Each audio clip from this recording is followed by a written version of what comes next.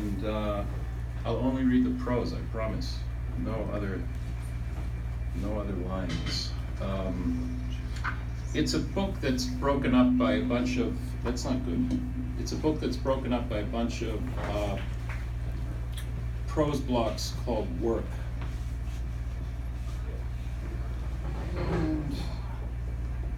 Work. Paper route.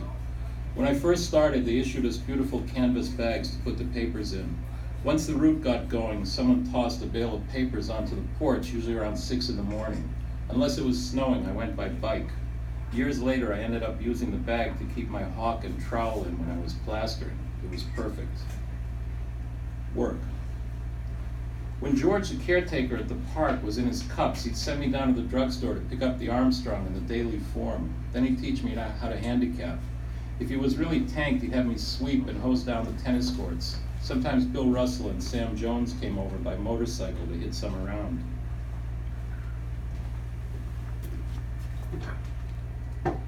Work. Supermarket. Unpacking, weighing, wrapping, and labeling produce before putting it on the belt to go up for display. Murray, the old guy who ran things in the basement, always told me to turn down anything bruised or about to rot to keep the good side up. Work. Collating the Phoenix on the lobster shift once a week, clipping bales of each section with wire cutters and putting the sections together midnight till morning with the smudge and smell of ink and the feeling we were getting the news before anyone else. Commentary. That poems emerge from matter, from things and experiences that matter, and that the field might not be particularly friendly, but part of a constant struggle. This is lousy. Why is this happening? You really do need to bring it Sounds closer. okay out here. Bring one closer. One closer. How's that? Okay. There we go. Commentary. That poems emerge from matter, from things and experiences that matter, and that the field might not be particularly friendly, but part of a constant struggle to assert consciousness coming into being and the constituent facts of that having happened, while everything around you and even within you is only too well prepared to deny any of it ever did. This one took place between two places, 15 or so years apart, sitting in the bathroom with the door open, looking through the courtyard into the window of the little house in Jerusalem, thinking about Boston, knowing certain things, but struggling to pinpoint the actual dates, to verify where I was. After Kerouac died? Before Olson and Steve Jonas? There was a reading, the Charles Street Meeting House, something to do with moratorium dates, so it must have been 1969 or 1970, the huge demonstration on the Commons, and then the march over the bridge into Cambridge. Denise Levertov, Ann Sexton, John Wieners, Ron Lowenson. I even have the pictures I took of them. Was Sam Cornish there? Garrett Lansing? I was supposed to meet my mother at the reading, but met John Wieners first, and we went to Steve Jonas's place under the tracks by the Charles Street Jail, maybe to pick someone else up. And the other part of going to look for a friend from high school who'd run away from home and lived on the far side of the hill. Maybe a couple of years later, in the direction of where Scully Square used to be.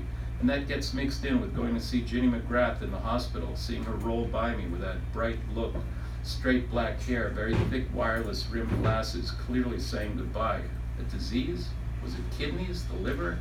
And walking out of there, down South Huntington, away from Mission Hill, back towards the fire station in the village, gone forever without a trace, disappearing into this thing called America, a little less than 3 decades before the turn of the century. Work.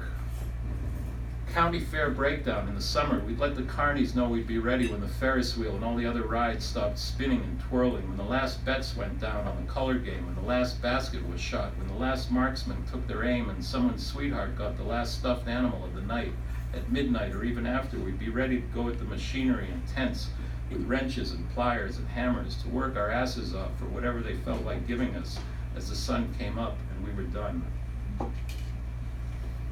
Work. Short order cook in the fry pit at Bartley's, starting after school right before the dinner rush, mainly French fries and onion rings, then setting up the baskets with chips and pickles for the burgers. Memories of Alfred North Whitehead's daughter wandering through the Hayes Bickford with a cockatoo on her shoulder. Work. As an an offshoot of auto shop in high school, years of working with cars, both body work and mechanical work. My first rebuild, a baby blue 1941 Plymouth two-door, more or less from the ground up. Huey Taylor helped me drop a new flathead 6-in with a winch on his power wagon on a fall day. I can still taste like the coke we snorted on the way down island in the yellow and white 56 Caddy that I eventually sold to a rich college kid. A day that turned into a night that didn't seem to end, the light glowing throughout, people and faces and hips coming in and out of it. Down Island body with Bart and the Indian from Minnesota, all of us a little leery of the acetylene torch and eager for the case of beer that came in daily at 4. Up Island Auto with Pat and Danny and Kenny, the best show in town until an acetylene tank blew up on Pat, scorching his face and chest and damaging his fingers. Every imaginable kind of project over at Trips, shuffling hands and feet in winter garages with kerosene heaters as we puffed up Falcons and Jeeps, scrubbing and steaming and tightening and touching up before we got desperate and took them, as we used to put it, for a quick blowjob at Earl Shives in Providence, $39.95 for your basic colors. And Gately's in Boston with John's gleeful madness, and Freddie Stone and Diamond with his polished shoes, horn-rimmed glasses, and sailor's jeans with square pockets. Tommy Mackey worked on his hot rod for years as the Byerly twins grew up, and we toiled away on polished gems of the Cadillac and LaSalle variety. Part of an economy that circulated under the radar, from the mobile chop shops to the towing quotas and bounty scavengers scouring the streets to pick a chassis clean. The caravans of elegant black classics tooling through mining country in western Pennsylvania on our way to Hershey. The used car lots and businesses I continued or started, Barnes Auto Sales, Kitty Hawk Restoration, walking down from Pine and Leavenworth towards Howard to work at Custom Body, or over to the Mission to get to Jacques, 1974, the Zodiac Killer still on the loose. Back in New York, the Rolls Bentley place in the Village, where the scumbag owner asked me to store all my tools in the shop, everything. My whole tool chest, all the various and sundry stuff I'd bought, been given and traded for. My beautiful grinder, the classic DeVilbiss paint gun, socket sets, ratchet sets, wrench sets, punches, chisels, extensions, adapters, feeler gauges, wire strippers, old manuals, sanding blocks, dent pullers, hydraulic jacks, dollies, different kinds of hammers for body work, spark plug gappers, bleeder wrenches, brake spring pliers and adjusting spoons, drill bits, tailpipe expanders, a valve spring compressor, ring tools. One day when I showed up for work, the tools were gone. He claimed there was a break-in, but I knew he stole them, like the guy in my building who came in through the window and stole my Alto sax. Fuck. I made an attempt to go back there once and sugar the tanks a few of his choice models, but he did something to the locks and I couldn't get in before an alarm went off. So I scampered off to Sid Brown's shop on West Street, a place nobody could find you at. Sid Brown, a great soul who disappeared off the face of the earth, sculptor, junkie, last elevator gate welder in New York City. Once we were on the subway together, Sid in his jumpsuit, his arms and face covered in grease, and a guy walked over and handed him $1, saying, "I know how it is, buddy." Without blinking, Sid took the $1 and reached into his pocket for the payroll, about $3,000 in cash that he was taking back to the shop, and put it on the top of the roll as he thanked the guy, now staring at us with his jaw hanging open. After my tools were gone, it was back to banging nails, painting and plastering, all the way up through the summer of Sam and beyond, to the beginnings of the sham art world, making brightly colored pencils out of tree stumps to sell in Soho with Baron the Coke Freak, Charles the Vietnam vet and Shakespearean actor, and Dick Love, my dear and beloved friend Dick, dead a few years later from multiple self-inflicted stab wounds after killing his wife Yael with the same kitchen knife. Time. My time of exploration. So many heroes gone, others coming into their own, stealing into the gloom, the afterlife of the nation. Like following the Civil War, having made the earth itself the object of the battle instead of just the backyard. Of those last 5 years of the war, even more senseless than the first years, but all precisely calculated to bring us to our knees and forever fracture the truths about measure and being that had been so hard won, that had often come at great cost: isolation, madness, addiction, estrangement, separation, abandonment, silence, defiantly held onto in face of the relentless onslaught. How am I doing time-wise? 9 minutes, 37 seconds. Really? Jesus, here. Okay, it's tough. I don't know if I have enough pros here. Make it up. Wow. Work. I got somebody. Loading up at Packer's Wharf to haul fish from the Cape down to the Fulton Fish Market, rubber boots and gaff hooks, testing the swordfish for mercury, pulling in at 4 in the morning in the green Mac with a roll of cash to pay off the dock workers and take their orders for breakfast.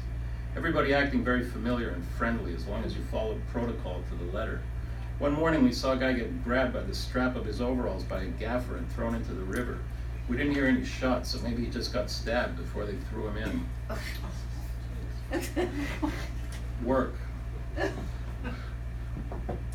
Around the clock solo office blitz paint jobs in the financial district, on the subway after 5 p.m. on a Friday with canvas news bags strapped across one shoulder containing trowel, hawk, spackle, knives, brushes, rollers, and a beat-up radio splattered in white. In one hand a bag of drop cloths and trays, in the other a broom handle with a couple of cans of spackle hooked to the end of it. Back out on Sunday night, ready for the special at the Surf Maid. Work. 7 years of odds and ends, building super, roofing, and scaffold work with Luis Suarez and Abel Sanchez emerging out of the Friday night poker games at Santiago's. Louis, don't worry, first time you fall, you never get killed. Driving a limo for Norma Mackay, shady deals in the back with the Queen's DA coming back from the airport. Picking up film at LaGuardia and running it down to the commercial labs in Hell's Kitchens at $75 or $100 a pop. Demolishing a building at Columbia and Kane on the Brooklyn waterfront from the top down, brick by brick and wall by wall. Painting the ceiling at Carnegie Hall with Dick using scaffolds we made ourselves, walking across in midair to get at the ornate molding and ornamental plaster. Constructing display cabinets at the Museum of the City of New York, managing the laundromat at Bank and West 4th, open at 6 a.m. in the summer, subway out to Coney Island for a quick swim, clams at Randazzo's, back for the afternoon shift, then in again at closing time to count the change, check the supplies, look the machines over, and lock up. Managing Frank Crowley books with Kate, Robert Duncan walking in the afternoon before his reading at the Poetry Project, telling us about the possibilities of using a Gestetner, then going to look at them one day somewhere on the east side near the UN, realizing we couldn't afford one. Always painting and plastering in between, still fixing and selling the odd car every now and then for a little more cash flow.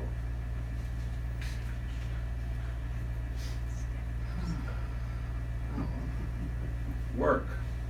Moving towards work with words, paper, and people, interpreting at the New York Supreme Court, translating for Social Security disability cases, taping old newspapers together in the basement of the public library on 42nd Street, pre-air conditioning, writing catalog copy for publishers, translating torture testimony, doing press conferences and publicity for grassroots political groups, journalism, translating, editing, teaching, at the Divide now, equal time having been spent earning a living to work with my hands and work with words. Back then, I've read you could hardly ever see a patch of sky when the birds flew by. Even when I was a kid, the flocks were bigger. If I stand on Abdullah's toilet in Sarajevo, I can reach a hair through the window. Oh, Albert Eiler, how did your body find its way into the East River? And Emily Dickinson, you look so familiar with your hair parted in the middle and up in a bun, your wide nose, big eyes, and full lips. Would you have worn knee socks and played kickball with us in the park after school? Would you have gone for a ride with me in my baby blue 51 four-door fluid drive Dodge Coronet all the way to Nashua?